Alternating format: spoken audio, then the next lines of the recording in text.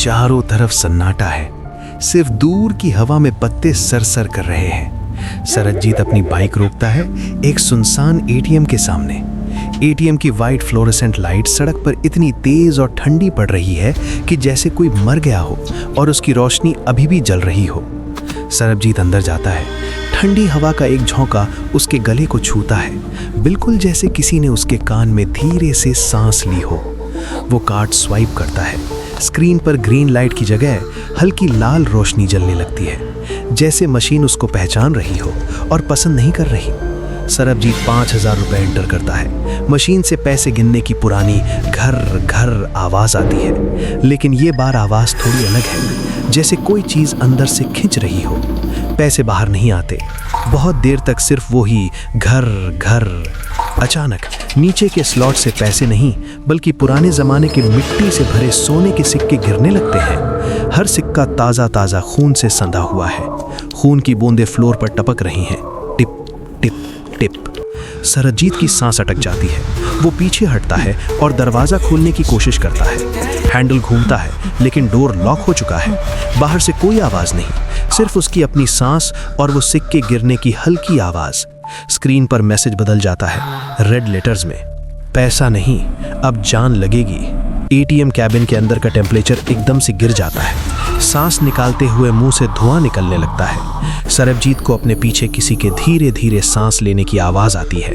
हा हा, बिल्कुल उसके कान के पास।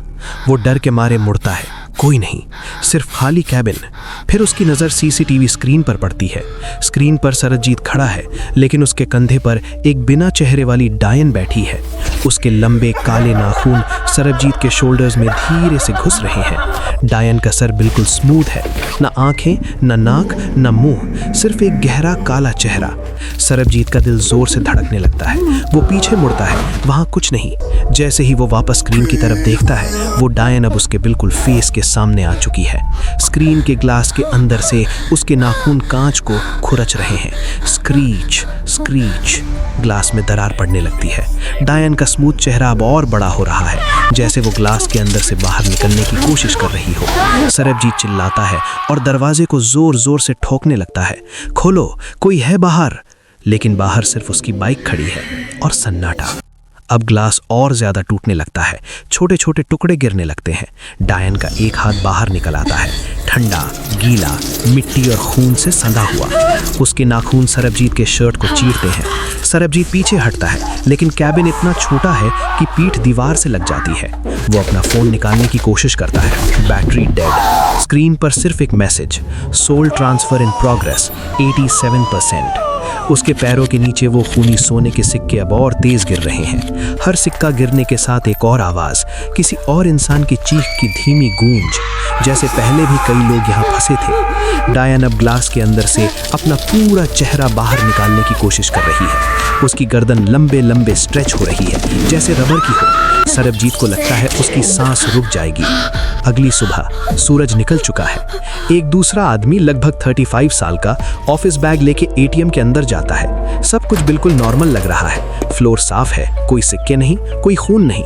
वो कार्ड निकालने लगता है। मशीन से एक पुरानी एटीएम स्लिप बाहर आती है। स्लिप पर सरबजीत की फोटो छपी है। उसकी आंखें खुली, मुंह खुला, डर से भारी चेहरा। नीचे लिखा है, current balance 0 souls, last transaction 03:12 AM, soul debited successfully. आदमी कंफ्यूज हो जाता है। वो स्लिप को घूरता है, तभी कैमरा धीरे से पीछे जाता है और दिखता है कि सरबजीत की बाइक अभी भी बाहर खड़ी है। बाइक पर धूल जम चुकी है। हैंडल पर एक छोटा सा खूनी नाखून का निशान है। सरबजीत कहीं नहीं है। ऐसे ही और गहरी डरावनी कहानियों के लिए भूत बच्चा पार्टी को सब्सक्राइब करो, बेल आइकन दबा देना, क्योंकि रात के 2:30 बजे कोई भी एटीएम डेंजरस हो सकता है।